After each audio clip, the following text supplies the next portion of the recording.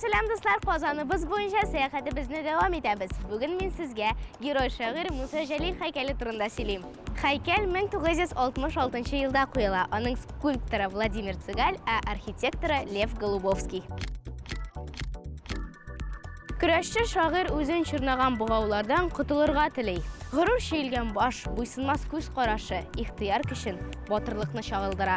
Musa Jalil Tatar yozuvchisi, giroy shoir 1906-yilning 15-fevralida Orenburg ülkəsində dunyoga keladi. Biz uning turmush yo'li, bo'lajagi, ijodi turida sizga so'ylagan edik endi.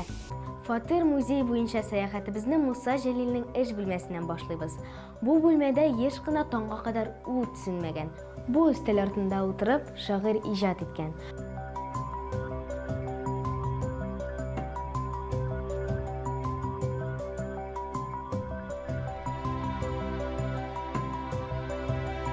Musa Jalil kichkinadan muzika bilan qiziqsingan. Ham kichkinadan mandolinada o'ynarga o'rgangan. Ammo bu mandolinani Musa Jalil 1934-yilda sotib olgan.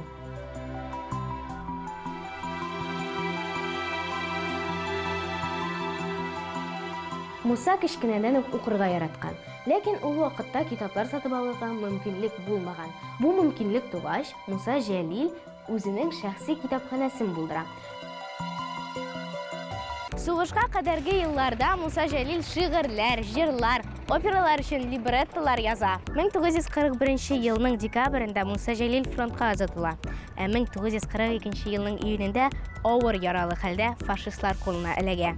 G'aynan Qurmash, Fuat Sayfulmulikov, Abdulla Alish, Fuat Bulatov, Garif Shabayev, Ahmad Simayev, Abdulla Batalov, Zinat Hasanov, Ahad Adnashev, Salim Bukharov. 1944-yilning 25-avgustida Plyotsin turmasida Musa Jalil Xamaning 10 kurashtashin jazolab o'tiralar, boshlarini kesalar. Esdaliklarda tatarlar yilmayib, botirlar shovuldilar deb yozalar. Bizning elimizda 25-avgust Jalilchilarni esga oluv kuni bo'larak belgilab o'tiladi.